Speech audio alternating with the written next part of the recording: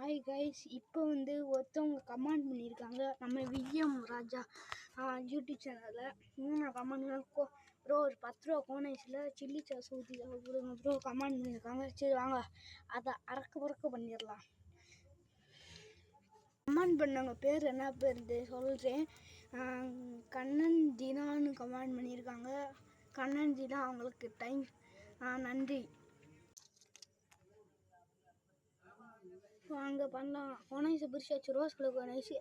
இப்போ சாஸையும் பிரிச்சாச்சு, இப்போ ஊற்றலாம்.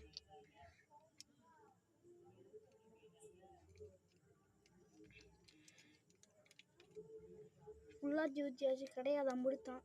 இப்போ பாருங்க உங்களுக்கு